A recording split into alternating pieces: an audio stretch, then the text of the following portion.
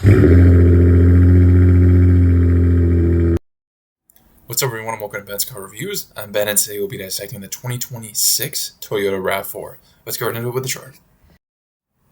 The RAV4 will bring you 6 different trim options in 2026, ranging from the LE, just over $31,000, nearly $32,000, and rounding out at the Limited at just over $43,000. So about $12,000, give or take, is going to separate these trim levels, definitely giving you a wide range that hopefully you can find one that fits your price points to lock one down. To make it a little easier, there's only one engine option. It's going to be a hybrid across the board. All trims, 2.5 liter 4-cylinder hybrid, giving you 236 horsepower, 163 pound-feet of torque. Definitely not the fastest SUV on the road, but you'll definitely get some nice fuel economy, which we'll get to in a sec. It's going to be paired with an eCVT, front-wheel drive or all-wheel drive on those first 3 trims listed there.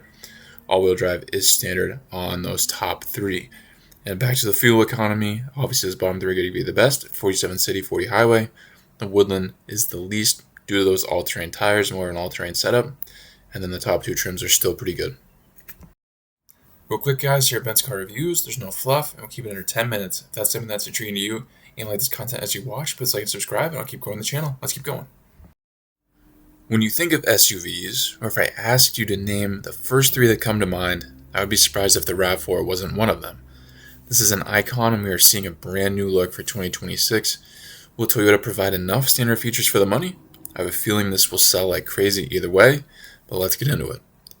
I'm digging the light feature designs on these, especially the taillights. I love the detail. Powering them will be LEDs all around for headlights, daytime running lights, and taillights. The XSE and Limited get fog light standard, as well as the Woodland, but that gets integrated Rigid brand and just Rigid Industries LED fog lights. The LE and XLE Premium will have a paint-matched hammerhead grille. The Woodland gets a unique, rugged front bumper design with satin black upper and lower grills. SE and XSE get a body-colored grille with dark chrome accents. The Limited has the same, but with satin accents. LE, XLE Premium, and Limited have a color-keyed upper front bumper and satin black lower front bumper, over fenders, and rear bumper. SE and XSE have the same, but swap out satin black for piano black. The Woodland has color-keyed upper front bumper, satin black over fenders, chrome lower front bumper, and rear bumper. So definitely a bit of a mix here as far as looks, which I love to see. All but the SE and XSE are also getting wide over fenders with black cladding and an ascending belt line with chiseled body panels. So definitely some aesthetic features built in there, some body lines. All trims will get an aero stabilizing fin setup and underbody with active front spats. As far as what's rolling these down the road, the LE has 17-inch dark gray metallic wheels. XLE Premium has 18-inch dark gray metallic. Woodland gets unique 18-inch 6-spoke matte metallic gray alloy wheels with black lug nuts. SE has 18-inch multi-spoke black sport alloy wheels with black lug nuts. XSE has 20-inch multi-spoke black sport alloy wheels with the black lugs again. And the Limited rounds it out with 18-inch machined 5-spoke dark gray metallic wheels. The Woodland will get you all-terrain tires, as I mentioned earlier. A spare will be standard on all trims, which is marvelous to see, especially given this is a hybrid setup all around. The Woodland trim will have rain-sensing wipers standard. The Limited has it as an option. All trims will have black mirror caps. The LE is satin black. The rest are piano black. All but the base LE will have them heated as well. Low-profile black roof rails are standard. Woodland gets unique Woodland-branded raised black roof rails with crossbars. The XLE Premium and Woodland get height-adjustable power liftgate with jam protection. The top 2 trims have it foot activated. Dual exhaust is standard in all trims, which is pretty sick for a hybrid. Lots of great color options for this. Strangely enough, only the XSE has the option for two-toned. Max towing on this lineup is 3,500 pounds, which is on all trims but the base LE. Hill Start Assist control is standard, and you'll get 8.1 inches of ground clearance standard, with the Woodland being slightly higher at 8.5. You'll have a drive mode button with Sport, Eco, and Normal. The RAV4 measures in at 181 inches long, 73 inches wide, and 66.5 inches tall. In terms of a best bang for your buck in this lineup, I think the XLE Premium will get the job done well. Although it's $5,000 more than the base LE, it's going to bring along visual upgrades and standard featured upgrades as well, is what I think are worth the money. Let's get in the interior now and see if you think those features are worth the money. The new look brings another sharp interior design for the RAV4. We all know impressive looks don't necessarily mean it's all it seems to be. Let's see if you get enough. The standard setup for infotainment is a 10.5-inch Toyota audio multimedia system. Top two trims, though, will upgrade to a 12.9-inch setup. Wireless Apple CarPlay Android Auto is standard. All trims will get a 12.3-inch digital gauge cluster. The Limited has the option for a color heads-up display. A 6-speaker audio system is standard. Only the Limited will bump it up to a 9-speaker JBL Premium audio with subwoofer and amplifier. The XLE Premium through XSE get a leather-trimmed shift lever with sequential mode. The Limited will be a shift-by-wire setup. The XLE Premium and higher get a leather-wrapped steering wheel. The Woodland and Limited have them heated as well.